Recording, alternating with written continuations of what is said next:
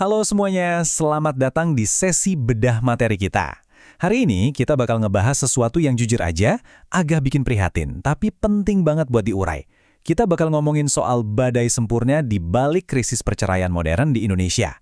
Berdasarkan data dan riset resmi, kita nggak cuma mau lihat kulit luarnya aja nih, tapi kita bakal benar-benar ngebedah anatomi di baliknya. Yuk, langsung aja kita mulai. Buat ngasih gambaran seberapa masifnya fenomena ini, coba diperhatiin angka dari Badan Pusat Statistik ini.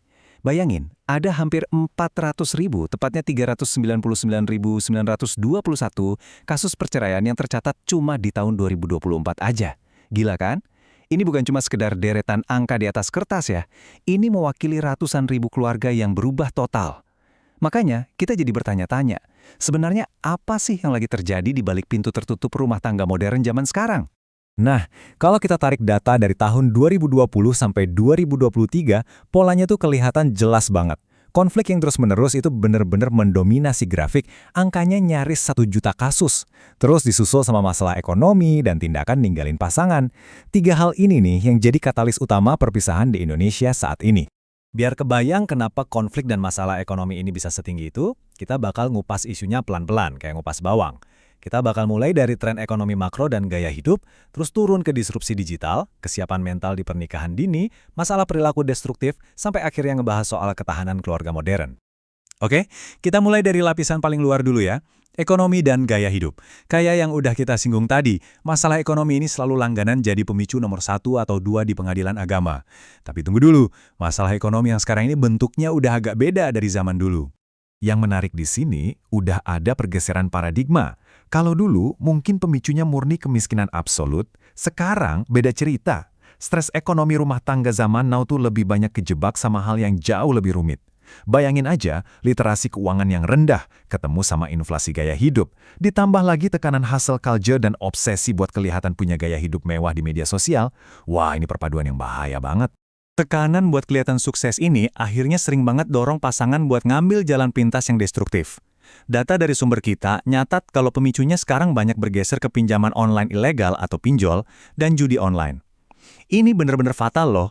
Nggak cuma nguras abis aset keluarga yang ujung-ujungnya bikin berantem hebat, tapi diam-diam juga ngehancurin fondasi utama pernikahan, yaitu kepercayaan dan integritas moral. Ngomong-ngomong soal tekanan buat pamer hidup sempurna, ini ngebawa kita ke lapisan kedua, yaitu efek dari disrupsi digital dan media sosial. Sadar nggak sadar, teknologi itu udah menyusup masuk sampai ke ruang paling privat di kehidupan pernikahan kita. Pernah dengar istilah techno-friends? Ini tuh fenomena sosiologis yang lagi marak gara-gara smartphone.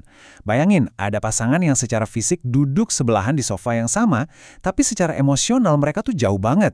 Terputus sama sekali gara-gara sibuk sama layar masing-masing. Perasaan diabaikan kayak gini tuh pelan-pelan banget ngerusak kehangatan dan rasa cinta di dalam rumah tangga. Terus, ditambah lagi, media sosial ini ibarat bensin yang disiram ke api. Platform chatting tuh gampang banget dipakai buat fasilitasi apa yang disebut perselingkuhan terselubung atau covert infidelity. Belum lagi, tiap hari kita dicekoki sama foto-foto kehidupan orang lain yang udah dikurasi sedemikian rupa. Ini tuh otomatis bikin kita ngebandingin diri dengan standar yang gak realistis, entah itu soal fisik atau soal seberapa bahagia sih pernikahan yang ideal itu. Ekspektasi semacam ini jelas susah banget dipenuhi di dunia nyata. Lanjut ngupas ke lapisan berikutnya, kita masuk ke isu kerentanan psikologis yang cukup parah, yang sering banget kita temuin di pernikahan usia dini. Di titik ini, kesiapan mental ternyata punya peran yang sama krusialnya dengan stabilitas dompet. Ada satu riset menarik nih dari Pengadilan Agama di Kabupaten Lampung Timur yang nangkep banget realitas ini. Riset ini yang gambarin jelas banget gimana pasangan yang nekat nikah muda tapi belum siap secara emosional, psikologis, atau finansial tuh dibiarkan sangat rentan hancur pas kena badai konflik. Ujung-ujungnya, ya perpisahan. Kalau kita bedah datanya lebih dalam, kelihatan banget komposisinya. Faktor sosial mendominasi di angka 34,68%, terus nempel ketat di belakangnya ada faktor psikologis sebesar 34,17%, disusul faktor hukum 19,32%. Ini jadi bukti nyata kalau tekanan lingkungan sekitar ditambah ketidakmatangan emosi itu benar-benar jadi biang kerok kegagalan pernikahan usia dini di sana.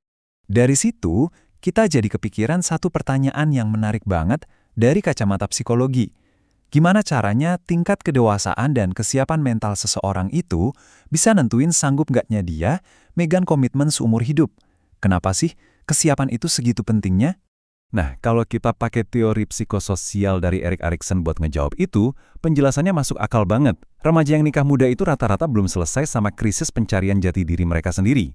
Akibatnya apa? Mereka jadi kebingungan sama peran baru mereka, nggak punya skill dasar buat ngelola emosi pas lagi berantem, dan ujung-ujungnya malah jadi bergantung banget sama orang tua. Seringkali orang tua jadi terlalu ikut campur deh.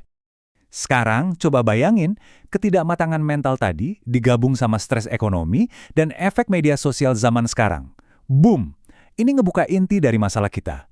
Munculnya perilaku antar pribadi yang sangat destruktif dan berujung pada KDRT.